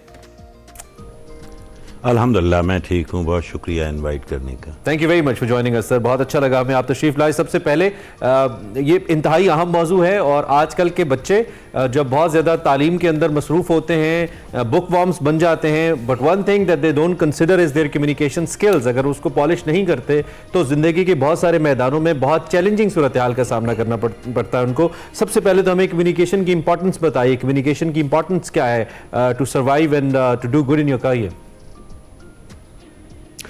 बहुत शुक्रिया। देखें बहुत खूबसूरत सवाल है और बड़ा वाज़ेह और बड़ा जामे सवाल है, तो मैं उसको इस तरह से डिफ़ाइन कर सकता हूँ आप सब आपके नाजरीन के लिए कि इस 21वीं सदी में आप कामयाब हो ही नहीं सकते, आप आला मकाम तक पहुँच ही नहीं सकते अगर आप में दो स्किल्स या दो महारतें ना हो। और उन दो स्किल्स में से एक स्किल कहलाती है पीपल स्किल, जिसमें इंसानी रवैयों का काम होता है, और दूसरी है सेलिंग स्किल्स। अब आप देख लीजिए किसी भी कंपनी, किसी भी कारपोरेशन, किसी भी बिज़नेस को नीचे से लेके दरमियाने तबके तक तमाम स्किल्ड लोग अपने अपने क्यूब्स में कंप्यूटर्स पे बैठे काम करते नज़र आएंगे या मशीनें ऑपरेट करते हुए फैक्ट्रियों में नज़र आएंगे। लेकिन अब आप दरमियान से लेके अपने बालाई ओहदों तक जाइए जहाँ सबसे बड़ी तनख्वाहें और सबसे बड़े ओहदे लिए हुए जो लोग बैठे होते हैं, वो या तो अपने दफ्तर में बिलमुशाफा या फ़ोन पर गुफ्तगू कर रहे होते हैं, किसी न किसी से नेगोशिएट करते हैं, परसुएट करते हैं, इन्फ्लुएंस करते हैं। तो अब आपका फैसला है कि आप निचले तबके में जाना चाहते हैं या ऊपर वाले तबके में। तो एक दूसरी चीज़ है सेलिंग स्किल्स। जब मैं सेलिंग के बारे में कहता हूँ तो लोग कहते हैं यार मैं सेल्समैन तो नहीं हूँ, तो मेरा फिर ये सवाल होता है कि कौन है जो वो सेल्स नहीं कर रहा। आप देखिए हर शख्स जब से सो के उठता है और जब दोबारा बिस्तर पे जाके लेटता है, सारा दिन वो करता क्या है, वो बेच ही तो रहा होता है। तो अब ये दोनों जो स्किल्स हैं ये होना इंतहाई अहम है आपकी कामयाबी के लिए, और इन दोनों की माँ का नाम है कम्युनिकेशन। अगर आप एक अच्छे कम्युनिकेटर नहीं हैं तो आप एक अच्छे पीपल पर्सन भी नहीं बन सकते और एक अच्छे सेल्समैन भी नहीं बन सकते। लेकिन जब मैं कम्युनिकेशन की बात करता हूँ, जैसा कि आपका सवाल है, तो कम्युनिकेशन के मतलब सिर्फ बातें करना नहीं होता। Communication is a two way skill. Speaking and listening. Speaking is sharing, listening is caring. People don't care how much do you know, but people do know how much do you care. उससे कोई मतलब नहीं, क्योंकि आप अगर सुन नहीं रहे लोगों को तो लोग आपकी तरफ मुतवज्जा नहीं होते। हम बोलने को कम्युनिकेशन कहते हैं, ऐसा कुछ नहीं है। हमें अल्लाह ताला ने दो कान दिए हैं और एक मुंह दिया है, और अल्लाह का कोई काम गलत नहीं होता है। तो हमें बोलने से दोहरा सुनने की आपको आदत डालनी अच्छा लिसनर भी होना जितना चाहिए। हम- अच्छा डॉक्टर साहब, ये भी ऑब्वियसली हम बात तो कर रहे हैं, लेकिन अनफॉर्चुनेटली हमारी इस जनरेशन में, या हम नए ओवरऑल भी बात करें, सवाल पूछने के हवाले से, सवाल करने के हवाले से इतना ज़्यादा इनकरेज नहीं किया जाता। जब बच्चा ज़्यादा, इवन स्कूल लेवल पे भी जो बच्चा ज़्यादा सवाल कर रहा होता है, या तो उसको आप अटेंशन सीकर कह देते हैं, या आप उसको कह देते हैं कि वो अच्छे से बस वो टाइम पास कर रहा है, टाइम किल कर रहा है। तो एक सवाल का जवाब एड्रेस करना भी कितना ज़रूरी है बहुत ग्रास रूट लेवल पे, ताकि वो बड़ा हो के उसमें वो कॉन्फिडेंस डेवलप हो। How important is that? क्या खूबसूरत सवाल है आपका। देखें जी, बात यह है कि हमारे माशरे की सबसे बड़ी जो कमज़ोरी है वो ये है कि हम बच्चों को सवाल करने की आदत ही नहीं डालते, बल्कि हम उन्हें मना करते हैं, बड़ों से सवाल ना करो, ज़्यादा सवाल ना करो। हालांकि देखें, सीखने का अमल सिर्फ सवाल से ही होता है, जवाब से नहीं। अब जवाब देने वाला नहीं कुछ सीखता, बल्कि सवाल करने वाला। अब अच्छे सवाल करने का हमें उनको हुनर सिखाना चाहिए अपने बच्चों को, ख़ास तौर पे नई नस्ल को, क्योंकि दुनिया का हर वो ईजाद, हर वो दरियाफ़त जो आज तक इस दुनिया में मारज़ वजूद में आई है, वो किसी एक सवाल का ही तो नतीजा है। उसके जहन में उठे हुए किसी सवाल का ही तो वो हल था। तो हम सवाल करने से भागते हैं।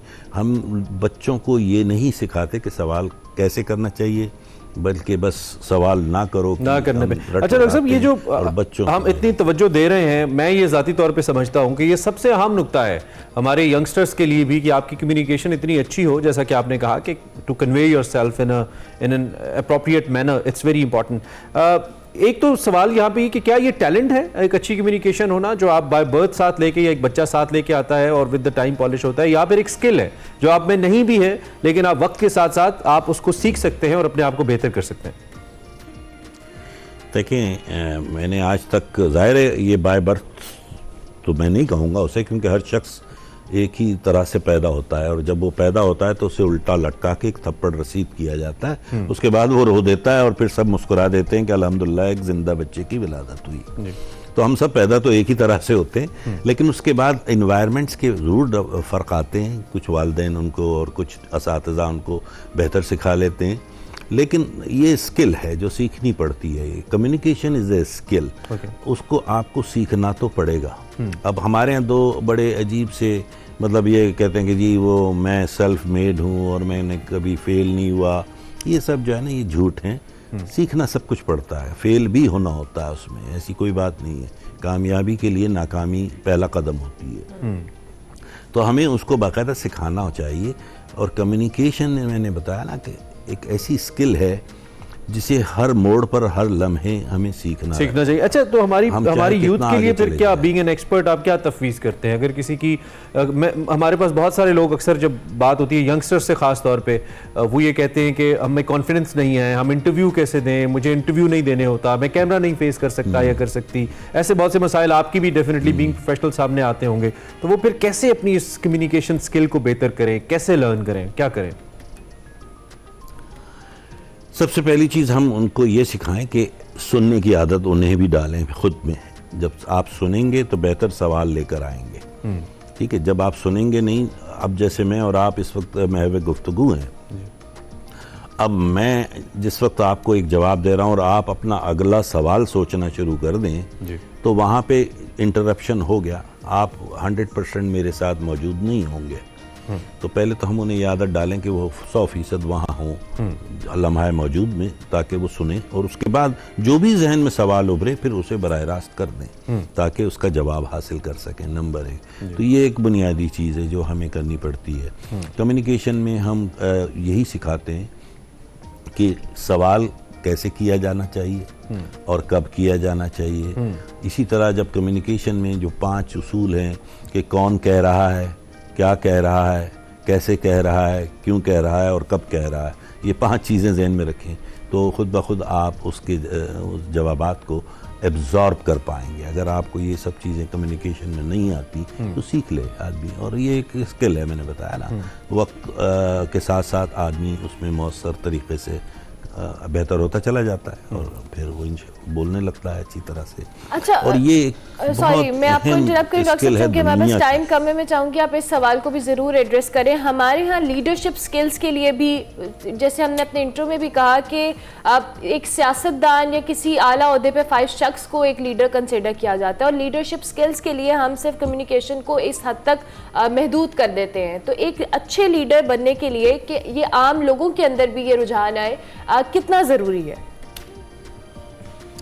बड़ा खूबसूरत सवाल है ये भी बहुत। देखिए, एवरीथिंग, दुनिया का हर ऊंच नीच, उतार चढ़ाव, तरक्की और तनज़्ज़ुल का इन्हिसार लीडरशिप पर होता है, यानी वहाँ की रहनुमाई पर होता है। लेकिन अब आपका खूबसूरत सवाल है कि लीडरशिप है क्या? तो leadership is influence, nothing more nothing less, यानी असर और रसूख का नाम है, ना ज़्यादा ना कम। अब मैंने ये नहीं कहा कि बुरा असर है या अच्छा असर है, जो जैसा लीडर है उसका असर वैसे ही होगा, लेकिन असर फिर भी होगा। नंबर एक, हमारे यहाँ लीडरशिप को हम प्रिविलेज समझते हैं, जबकि ये एक रिस्पॉन्सिबिलिटी है, एक जिम्मेदारी का नाम है। हमारे यहाँ तो साहब आएंगे, देख खुलेगी और वो खाएंगे, फिर झूठा होगा तो लोग खाएंगे, जबकि लीडरशिप का ये मयार नहीं होता। लीडर तो वो होता है जो सबसे आखिर में खाए, अगर बच जाए तो, और जिसकी दुनिया में सबसे बड़ी मिसाल, ना उनसे बड़ा कोई रहनुमा आज तक दुनिया में आया है और ना आएगा, वो है मेरे आका हज़रत मोहम्मद मुस्तफ़ा सल्लल्लाहु अलैहि वसल्लम, जो अपने शिकम पर पत्थर बांध लिया करते थे। अब मुझे बताइए, लीडर का तो मयार ये होता है, हमारे यहाँ तो पेट भरने के लिए पहले लीडर। राइट डॉक्टर साहब। तो एक तो हमें इस खौल से बाहर आना होगा। ठीक है, बिल्कुल एक सही रहनुमा की पहचान ही है। टाइम डॉक्टर साहब हमारा खत्म हो गया। आपका बहुत शुक्रिया, आप तशरीफ़ लाए। डॉक्टर फाज महमूद हमें कम्युनिकेशन के हवाले से अपना एक्सपीरियंस भी शेयर कर रहे थे और हमें बता रहे थे कि how to make your communication better, आप कैसे अच्छा कम्युनिकेट कर सकते हैं और इस पर काम कर सकते हैं। इस पर बात करते रहेंगे हम, फिल वक्त एक ब्रेक लेते हैं।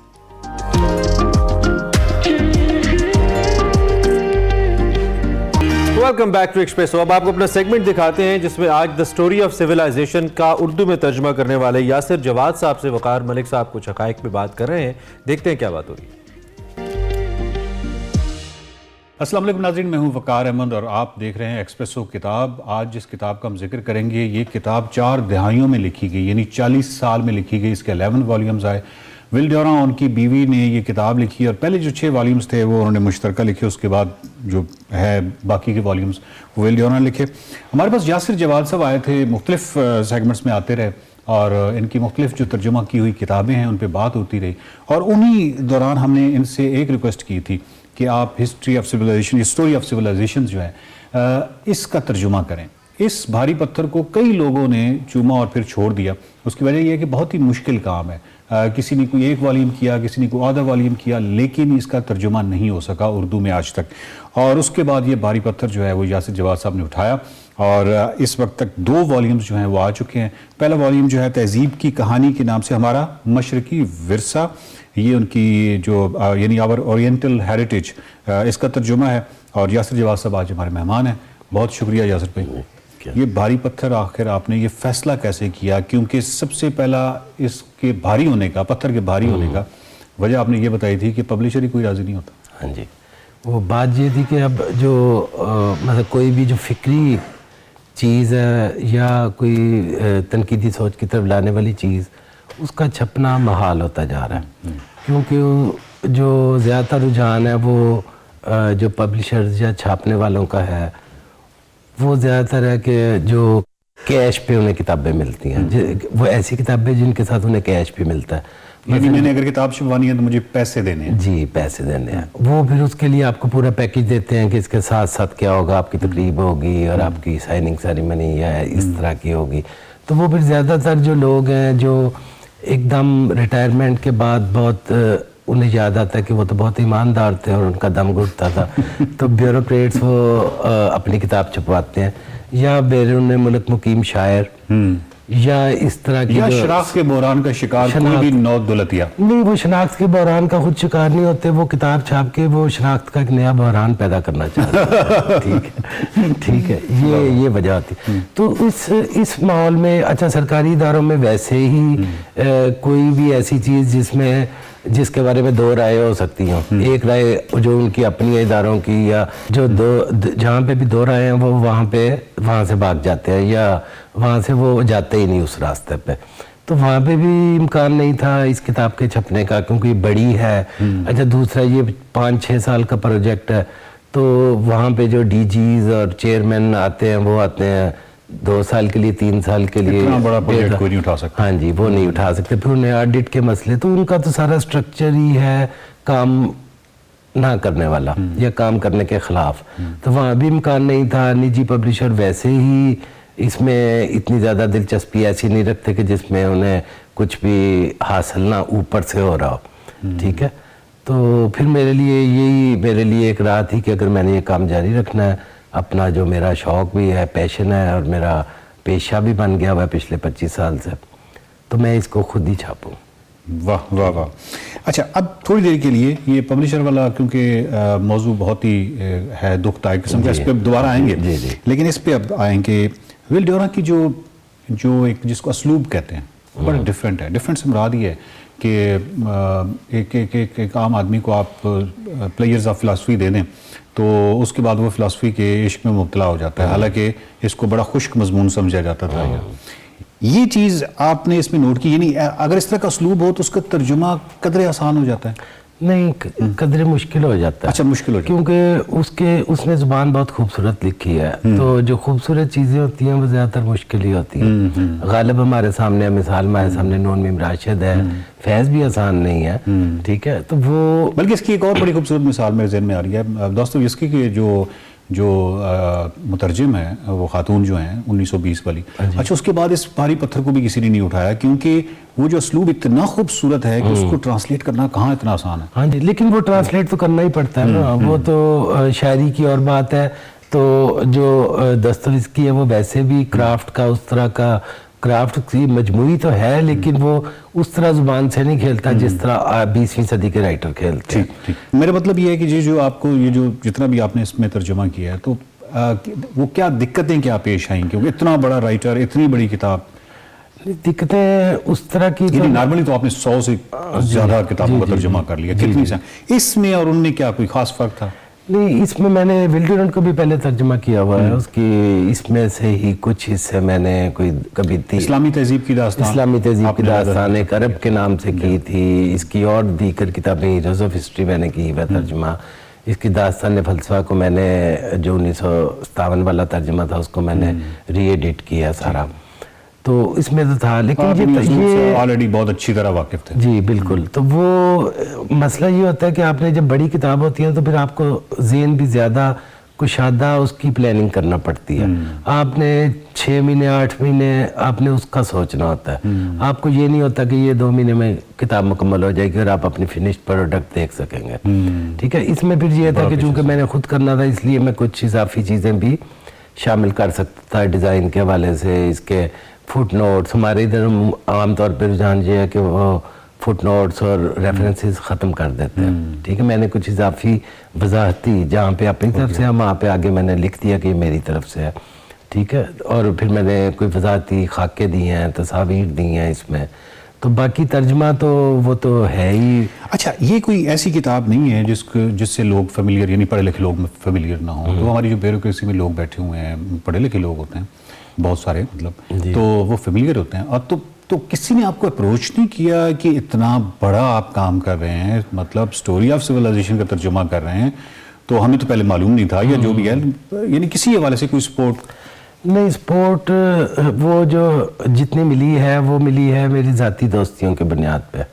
ठीक है, कोई 2-3 ब्यूरोक्रेट दोस्त हैं या एक TIG हैं, उन्होंने भी फ़ोन करके इसको अप्रिशिएट किया, लेकिन बस सरकारी सतह पे नहीं है। सरकारी सतह पे तो यही था ना कि गवर्नमेंट कोई अपनी लाइब्रेरियों के लिए खरीदती है। अब अगर एक लाइब्रेरी खरीदा है, कायदम लाइब्रेरी ने कोई एक नुस्खा और कुछ उन्होंने मज़ीद भी खरीदे हैं उसके अलावा, लेकिन वो सरपरस्ती जिसे कहते हैं ना वो नहीं है। सरपरस्ती का मतलब ये होता है कि हाँ हम इसको ओवरलुक कर रहे हैं, तुम चलो। ठीक है, ये नहीं होता कि आप 5 कापियाँ खरीद के तो आप सरपरस्त बन जाए। ठीक है, तो ये जो ये पहला वॉल्यूम है जी, ठीक है जी, इस पहले वॉल्यूम में बेसिकली मशरकी या बेसिकली ओरिएंटल हेरिटेज है। ये जो इसको पहले वॉल्यूम खरीदेगा या पढ़ेगा उसको क्या हासिल होगा? उसको हिस्ट्री जो है बाबल नैनवा की, सुमीर की, मिस्र की और सब मोस्ट इम्पॉर्टेंट जिसके बारे में हम बिल्कुल नहीं जानते और जिसके बारे में ही हमें जानना चाहिए, वो चीन और जापान है। ओके, ठीक है, उसके अलावा हिंदुस्तान भी है। तो ये देखिए, ये अक्सर ये सवाल किया जाता है कि तारीख पढ़ने से हमारी ज़िंदगी में क्या फ़र्क पड़ेगा। ठीक है, तो हालांकि हम हर चीज़ की तारीख पढ़ते हैं। हम सोशियोलॉजी के किसी भी सफ़र की तरफ जाएं, हम उसकी तारीख पढ़ेंगे। इवन कुकिंग की आप मुख्तलिफ चीज़ों की तारीख जानते हैं। ठीक है, अच्छा, तो उसके नतीजे में ये होता है कि आप जब पस मंज़र जानते हैं चीज़ों का, तो आप उसमें लिंक कर सकते हैं, आप पैटर्न बना सकते हैं। और ये पैटर्न बना के मुस्तकबिल को देखना, यही ज़हानत है। बेहतर करें या ना करें, करें तो सही ना। हमने मसलन कोई फैसला नहीं किया, हमने बेहतर या बुरे की बात बाद में है। हम जिस तरफ है बस चले जा रहे हैं। उसकी वजह यही है कि हमारे पीछे जो तारीखी पस मंज़र है, हमने उसको झुटला दिया। ठीक है, और ये जो जहानत है, ये हमें हिस्ट्री से ही आती है। इसलिए हम कोई भी सब्जेक्ट पढ़े, चाहे अकीदे के बारे में पढ़ें चाहे हम किसी भी चीज़ के बारे में पढ़ें, हमने उसकी हिस्ट्री पढ़नी होती है लाजमन। ठीक है, बहुत शुक्रिया। तहजीब की कहानी, हमारा मशरकी विरसा, पहला जो वॉल्यूम है, बहुत ही मुबारकबाद आपको। और दूसरा जो वॉल्यूम है उस पर भी हम बात करेंगे। ठीक है, बहुत बहुत शुक्रिया आपका। और जो बात कर रहे थे कि तारीख पढ़ने से हमें क्या हासिल होता है, बुनियादी तौर पे इंसान जो है वो जिस कदर स्केल से वाकिफ़ हो, और स्केल की कोई भी शक्ल हो सकती है। वो एक एस्ट्रोनॉट जब जाता है इंटरनेशनल स्पेस स्टेशन पे और अपनी ज़मीन को बगैर पॉलिटिकल डिवीज़न के एक नीले ग्लोब की शक्ल में देखता है, तो उसके तअस्सुबात कम हो जाते हैं। वो वापस आता है और उसको बड़ा हैरान होता है कि हमने कैसे पूरी दुनिया को तकसीम किया हुआ है। बिल्कुल इसी तरीके से ये ओवरव्यू इफेक्ट है जो कि बढ़ता चला जाता है और आपके तअस्सुबात कम होते चले जाते हैं। तो ये तारीख का भी यही बिल्कुल मामला है कि जैसे आप तारीख पढ़ते हैं, वो पिछले पैटर्न्स देखते हैं, बहुत सारी चीज़ें, अपना स्केल जो है वो वसी करते हैं, तो आप मुतासिब कम होते हैं। जितना आप तासुब और खौफ, ये दो चीज़ें हैं जो इंसानी जहानत की दुश्मन है। सो आपने ज़हीन होना है, तासुब और खौफ को शिकस्त देनी है। और ये जो वॉल्यूम है तहजीब की कहानी, इसका जो पहला वॉल्यूम है, ये आपने ख़रीदना है, पढ़ना है, और इसके वाले से जितनी ज़्यादा बात आप कर सकते हैं सोशल मीडिया पे, वो ज़रूर कीजिए। देखते रहिए एक्सप्रेसो किताब। Welcome back to Expresso programme का आखिरी हिस्सा है, और आखिरी हिस्सा हम डेडिकेट करते हैं एक्सरसाइज को। फैसल हमारे साथ मौजूद है, so over to you Faisal. Thank you जी। तो आज का जो हमारा सेशन होगा, वर्कआउट होगा, वो होगा बैक का वर्कआउट। और बैक के वर्कआउट में यूजुअली ज़्यादातर मशीन्स का इस्तेमाल किया जाता है, लेकिन जैसे लैट पुल डाउन है, टी बार है, सीटेड रोइंग है, तो इन सब मशीन्स का जो कॉम्बिनेशन है, आप डंबल पेयर से हम कवर करेंगे और सारे एंगल इसी से कवर करेंगे। क्योंकि ये फ्री वेट वाला हम कर रहे हैं, तो इसमें एंगल का बहुत ज़्यादा ख्याल रखना ज़रूरी होगा। तो स्टार्ट करते हैं बैक का वर्कआउट। पोजीशन हम ले लेंगे, बैक कर लेंगे, लॉन्ग चेस्ट रखेंगे अप, और ये बिल्कुल हम स्ट्रेच करेंगे एंड तक ताकि प्रॉपर एंगल रहे। इसको आप सिंगल डंबल पेयर से आराम से कर सकते हैं, सारे एंगल कवर करेंगे इसमें आज।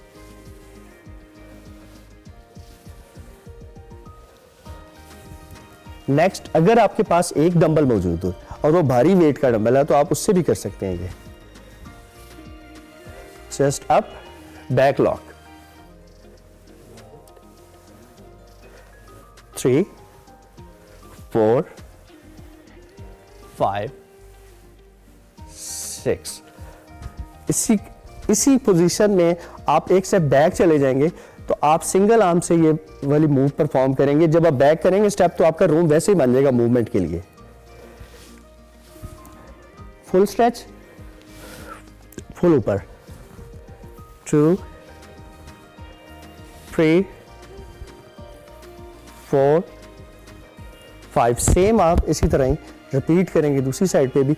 ये आप इसकी हेल्प लेंगे आप यहाँ पे, ताकि आपकी जो पोजीशन है वो बैक पे ज़्यादा प्रेशर ना चला जाए। 4, 5, फुल स्ट्रेच और फुल लिफ्ट।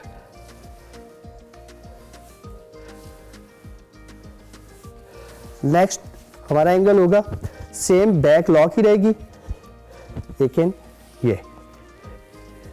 अच्छा, यहां पे एक चीज का ख्याल करना है कि जैसे ही अगर हम इसको शोल्डर के पास ले जाएंगे, तो ये सारा प्रेशर शोल्डर पे आना शुरू हो जाएगा। तो इसको वाइड हमने रखना है। 1, 2, 4, 5। जब ऊपर लेके जाएंगे आप तो फुल स्ट्रेच होगा 1 2 3 4 और लास्ट पर डेड लिफ्ट ऐड कर लेते हैं, इसमें आपकी लोअर बैक भी कवर हो जाएगी। So we left with a few more seconds. Dead lift करते हुए नीज बेंड ही रखने हैं, क्योंकि जब अगर आप स्ट्रेट कर देंगे तो सारा प्रेशर आपका हैमस्ट्रिंग पे चला जाएगा। ठीक है, तो ये था हमारा बैक का workout. Thank you very much. Faisal हमारे साथ मौजूद थे, सुबह सुबह फैसल हमें एक्सरसाइज करा दी। उम्मीद करते हैं आपको आज का शो पसंद आया होगा। कल आपसे फिर मिलेंगे, तब तक के लिए अल्लाह हाफिज।